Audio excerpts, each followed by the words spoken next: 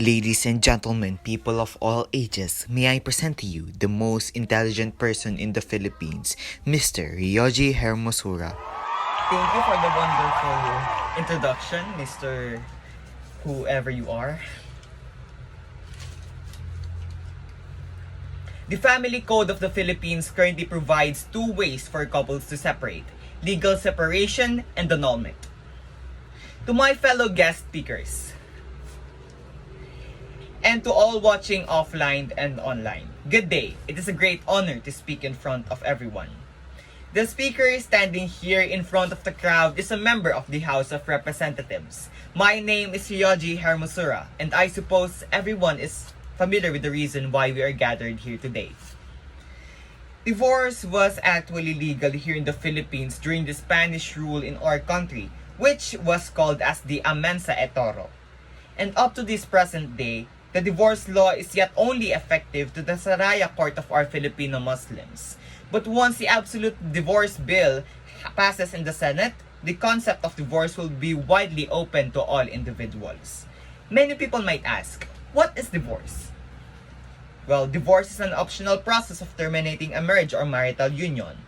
Divorce usually entails the canceling or reorganizing of legal duties and responsibilities of a marriage. This refers in dissolving the bonds of matrimony between a married couple under the rule of the law. This may be similar to a pre-existing marital-related process in the Philippines, which is annulment. However, annulment refers to the process wherein the state will consider that the marriage didn't happen, but with divorce, it will be the process where the state will consider to terminate the civil marriage of two individuals. Before I begin, let me ask you a question. As a Filipino living in the Philippines, do you support the legalization of divorce? This is a very hot topic for all of us, isn't it? Well, in my opinion, I say yes to divorce. Why? Let me give you a few reasons. To commence, I am for divorce because of its wider accessibility. Even before divorce became a thing, we already have an existing civil annulment. Some people may ask, we already have an annulment, why pass divorce? Is there any difference? Yes, there's a broad difference between the so-called annulment and divorce. For starters, an annulment is not attainable for everyone in all class. It is only accessible for the privileged. It costs greatly and it takes more time than divorce. A person who was civil annulled won't be able to remarry. But with divorce, it'll take less time, it is cheaper, and lastly, it will be more accessible to all, especially to everyone who needed it most. Let us take consideration to our Filipino brothers and sisters who suffers from a dysfunctional family. According to the PCW or the Philippine Commission on Women, 1 out of 4 women experience sexual violence and physical abuse from their own partner. Even if the victims filed a petition to be annulled, it will take more or less 5 years to be separated from the abusive partner. With the length the annulment process may be, it is so heartbreaking if she can't attain a more efficient way to be separated because divorce has not yet been legalized in this country.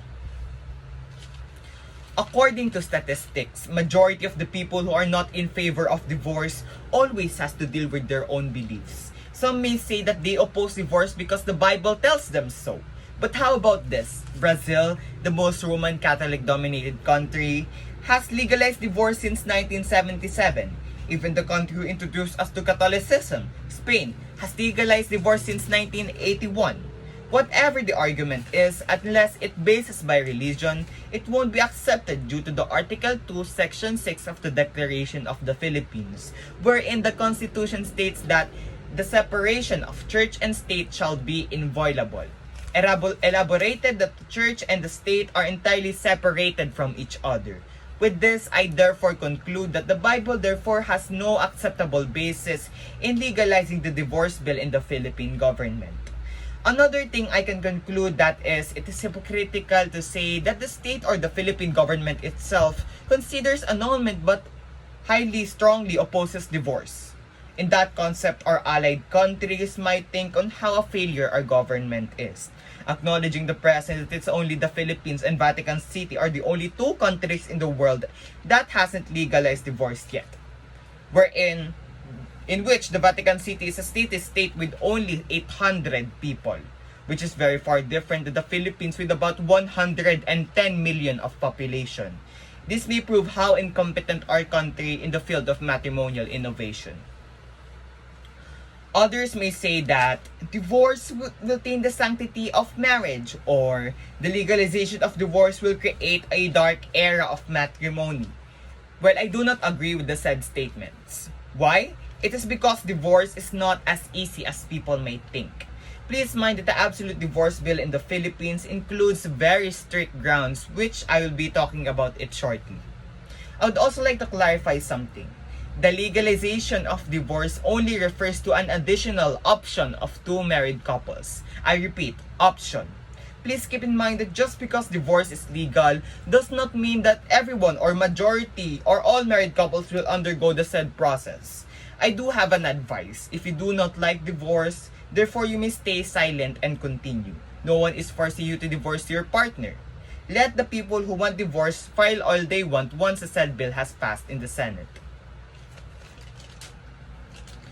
As I said earlier, divorce may be more accessible than annulment, but it has strong grounds to ensure that the process is necessary.